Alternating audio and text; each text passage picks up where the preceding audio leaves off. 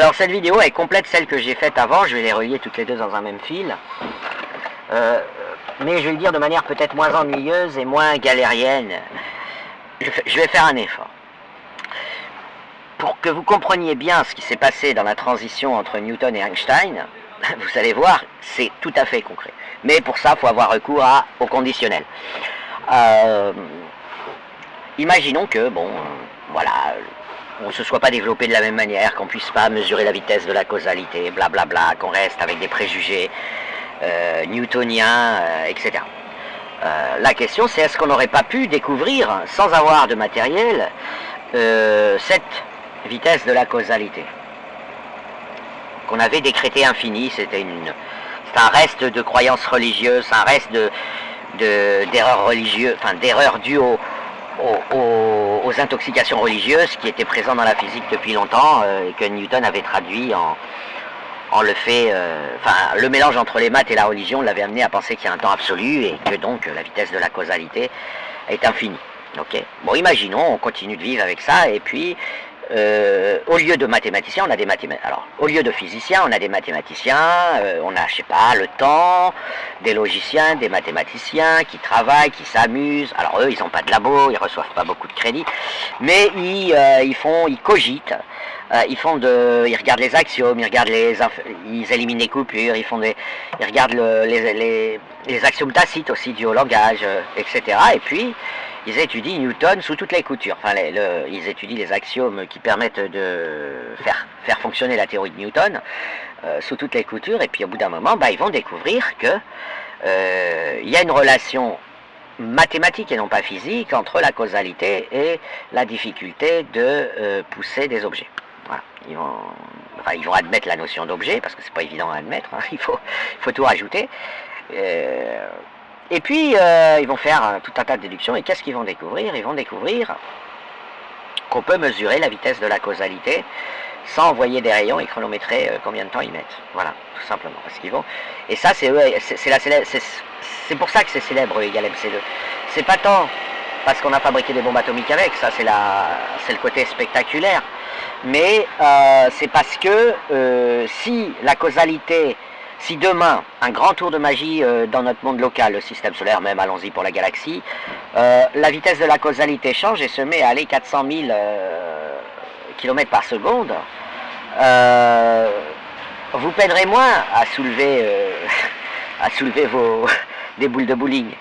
Et puis quand vous voudrez accélérer, quand des gens voudront pousser une voiture, je simplifie un peu, mais quand les gens voudront pousser une voiture, parce qu'elle est en panne, vous savez, les mecs, des fois, qui ont des vieilles voitures toutes pourries, et puis il y a des marre-plus, il faut la pousser à 3 mecs. Moi qui suis vieux, on m'a déjà demandé ce service, c'est une vraie galère, parce que j'ai peur de faire un infarctus, bien sûr, au moindre effort. Et donc on se met à 3 ou 4, on pousse la voiture jusqu'à ce qu'elle aille à quelque chose comme 10 km/h, on court derrière, et puis le mec, et puis il démarre la voiture. Et là, on dépense une certaine énergie pour pousser la voiture, et si demain la vitesse de la causalité passe à 400 000 km par seconde, on va moins avoir besoin de brûler des calories pour démarrer des voitures en panne. Ça se verra tout de suite. C'est tout simplement que la résistance à l'accélération de la voiture, c'est ça qu'on appelle la masse. Hein. Donc cette résistance, elle va être divisée par le carré en plus. Donc imaginez, si la vitesse de la causalité est double, ça va être divisé par 4 notre galère à pousser les voitures. Après, on a besoin que les choses ne bougent pas. Hein. Donc si on se met d'une pichenette à pouvoir faire avancer un train, on sera dans un monde totalement différent et en fait on n'aura pas de train. D'accord?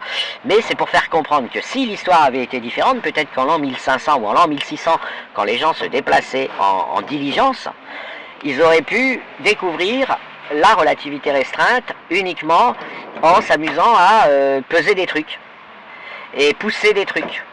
En disant, ouais, là on peine tant, là on peine 2 fois plus, là on peine 4 fois plus, 3 fois plus.